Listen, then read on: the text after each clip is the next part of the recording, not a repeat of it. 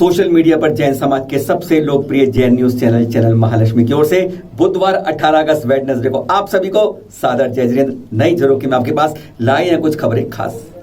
आज बात कर रहे हैं आपसे हम मोक्ष सप्तमी की।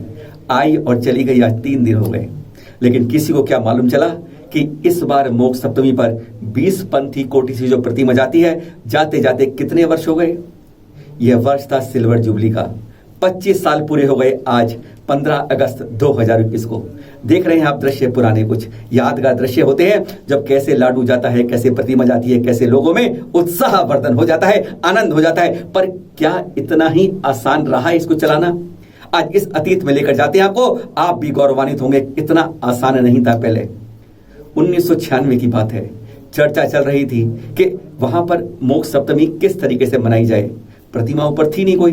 कहते हैं आज से सैकड़ों वर्ष पहले पूरा मंदिर था और उसके अंदर कई मूर्तियां थी, लेकिन आज वैसा सिमटकर अब चरण रह गए वहां पर। क्यों नहीं फिर मूर्ति नीचे तलट से लेकर ऊपर लेके जाए। सब ने हाथ खींच लिए थे कि वहां जाएंगे, पहाड़ पर चढ़ना शुरू करेंगे, नक्सली धक्का देंगे, एक तरफ खुद गिरेंगे और एक तरफ प्रतिमा जाएगी। किसी में हिम्मत नहीं थी।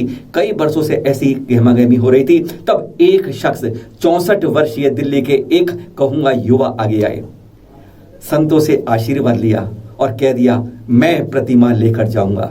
लोग होश उड़ गए, नहीं भैया तुम मत लेके जाना। पर उन्होंने तो ठान ली थी। और मोक्ष सप्तमी के दिन, उस दिन शायद लगभग समय 3:30 बजे का वक्त था, वह चल दिए प्रतिमा लेकर। उनके साथ कारवां चला। 50, 60, 100 चलते गए। लगा एक हजूम चलेगा, लेकिन धीरे धीरे जब वंदना होती गई, कारवां बड़ा नहीं, कारवां जो सिकुड़ता चला गया। अब उनके साथ केवल 5-7 आदमी आगे चल रहे थे, श्रद्धालु, और वो भी 5-6-8 कदम दूर चल रहे थे। एक गुस्सा था, भाई साहब यहीं से चलते हैं, आधी वंदना पूरी हो गई, अब लौट चलते हैं, हो गए जितनी प्रतिमा करनी थी ऊपर ले जाकर, अब आगे जाना खतरा है, अंधेरा अभी खुला है पूरा और इस समय आक्रमण हो सकता है। नक्सली उस समय पूरे जोश में होते थे। कोई भरोसा नहीं होता था कि रात के अंधेरे में वहां जा सके, क्योंकि उस समय जब लोग जाते थे ना, इकट्ठे टोली में जाते थे, एक गार्ड आगे जाता था टोली के, एक पीछे जाता था, और ऐसे समय में अकेले जा रहे हैं। लेकिन कहते हैं जो हिम्मत दिखाता है भगवान उसका साथ देता है, और वह पहुंच गए इस टोप के ऊपर, पारस प्रभु की टोप पर। और वह दिन था 1996 का, जब पहली बार 20 पंथी कोटि से सर पर मस्तक पर रखकर प्रभु को इस स्वर्णभद्र कूट पर पहुंचे। इतना आसान नहीं था इसको यहां तक पहुंचाना। 1996 के दृश्य तो कैमरे में कैद नहीं कर पाए, क्योंकि उस समय कैमरे वाले की हिम्मत नहीं थी कि वह ऊपर पहुंच सके। ये दृश्य आप देख रहे हैं 1999 के। और फिर कहते हैं जैसे वैश्यस को एक प्रकार से कहते हैं, शिखर जी में उनके प्राण बसते थे।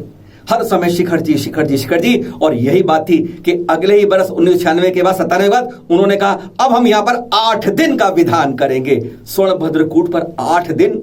अरे वहां कोई 1-2 घंटे नहीं रहता। 11 बजे के बाद जो सुनसान हो जाता, वहां पर सिद्ध चक्र विधान 8 दिन होगा। और उन्होंने हिम्मत बढ़ाई और अपने 8 साथियों को लेकर उन्होंने यहां पर सिद्ध चक्र विधान कर एक बात साबित कर दी कि नक्सलियों से डरना नहीं है, अब हमें आगे बढ़कर अपने तीरथ को अपने पास रखना है। सम्मेद शिखर जी में कहते ना, जादूगर के तोते में जान बसती थी, बस ऐसे ही थे वह। उनकी जान भी इस शिखर जी में बसती थी। और तब शिखर जी पर एक विवाद, पंथवाद बहुत बड़ा हुआ था। उस समय सम्मेद शिखर जी को बचाने के लिए हर तरफ आवाज उठ रही थी। इन्होंने भी आवाज बुलंद की कि दिल्ली से इस तीर्थ को बचाने के लिए रथ परिवर्तन की अगुवाई मैं करूंगा। और फिर ऐतिहासिक लाल मंदिर से शुद्ध सागर जी महाराज जी के साथ इस तीर्थ परिवर्तन का शुरुआत हुई और एक शंखनाद किया गया इसके साथ, मठगिरी बाद में बनाओ, पहले सम्मेद शिखर जी को बचाओ। कहते हैं वह तूफान के रूप में हर जगह लोकप्रिय हुआ और सम्मेद शिखर बचाने के लिए हर कोई अब आगे बढ़ने लगा। और जो सिलसिला उन शख्स ने 1996 में शुरू किया, लगातार 12 साल तक मस्तक पर प्रतिमा रखे वह चलते रहे स्वर्णभद्र कूट पर लगातार 12 साल। और फिर कहते हैं आयु जवाब देने लगती है, तब उनके पुत्र प्रवीण जैन जो सांदेह महालक्ष्मी के सिटी संपादक हैं, उन्होंने बीड़ा लिया। वह लगातार 5 साल लगातार करते रहे। 2014 और 15 तक वह मस्तक पर प्रतिमा लेकर यह श्रेय पाते रहे। कहते हैं ऐसे ऐसे कहते हैं पिता के कर्म पुत्र के साथ चलते रहते हैं। यही तो है इसकी महिमा। और उन महान शख्स को, उस विभूति को आज हम याद करते हैं। शिखर जी के लोग उनको भूल चुके हैं, पर आज भी वे हमारे पूरे मन में प्राण के रूप में बसते हैं। श्री श्री किशोर जैन जी, आज उनकी तीसरी पुण्यतिथि है और कहते हैं जब वह गए थे 2018 के अंदर, तब भी 2 दिन बाद ही कहते हैं मोक्ष सप्तमी के दूसरे दिन उन्होंने इस स्थान को छोड़कर धरा को स्वर्गवास हुआ था।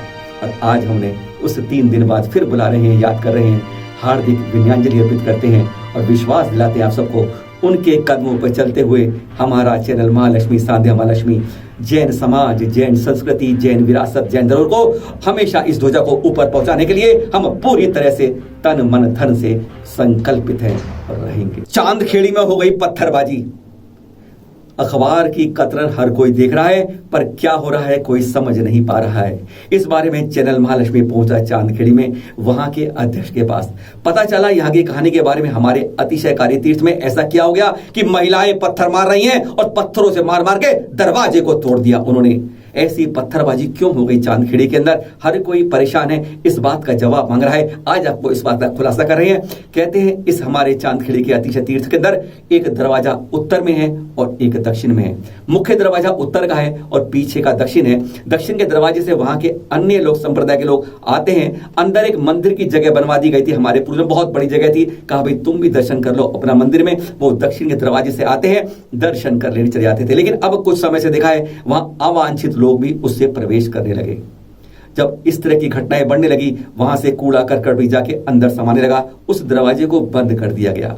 बस बंद दरवाजा कर दिया, कहते बवाल मच गया। समाज ने कहा कि आप मुख्य द्वार से आइए, अपने दर्शन कीजिए, चले जाइए, लेकिन हम तो दक्षिण के दरवाजे से ही जाएंगे। और वहां पर तोड़ फोड़, पत्थरबाजी, सब कुछ शुरू हो गया। पुलिस आ गई, समझाने लगी, समझ में नहीं आया, प्राथमिकी करी, एफआईआर दर्ज हुई। इसका कोई परमानेंट हल निकालना हुआ। कहते हैं ना, नेकी करते हैं बाद में कुएं में डालते हैं, कर अच्छा जाते हैं फल बुरा मिलता है। हमने फिर वहां के हुकुम काका जी जो अध्यक्ष है उनसे भी बात की, एक अंश उसका भी सुन लीजिए। फालतू के लोग आते जाते हैं, मैंने बंद कर दिया। अच्छा, अनावश्यक लोग भी आ जाते हैं वहाँ से। हाँ, अब वो क्या है कि मंदिर कैंपस में अभी पुराने जो अपने पूर्वज थे उनकी जो गलतियां वो छोड़ गए, वो उनके तकलीफ है। हाँ, होता है यही बात, बिल्कुल। उस टाइम उन्होंने सबको परमिशन दे दी, भाई ठीक, सद्भावना थी कि भाई चलो ठीक है, आप भी अपने अपने बना लो। हाँ, बना लिए। अब वो क्या है कि अब वो परेशान कर रहे हैं। अच्छा, तो वो वाला झगड़ा है। तो अब उनको कहते भाई जो सामने का गेट है, आराम से मेन गेट है उससे आओ। हाँ, उसमें क्या, क्यों? भाई जी दादागिरी, हम तो इसी से आएंगे, इसको खोलो। अच्छा, तो वो उन्होंने वो गेट को वो तोड़ दिया उन्होंने। हाँ, धक्का उक्का दिए तो वो टूट गया गेट, चक्कर का गेट तो था। ये बात है, और कोई। तो अब क्या फैसला करा, फिर क्या हुआ उस फैसला? चल रहा है अभी, मुकदमा दर्ज करा दिया अपन ने जी। प्रशासन नहीं चाह रहा है कोई स्थायी समाधान करा दे हम। फिर 8 बजे मिलेंगे आपके साथ। सादर जय जिनेंद्र।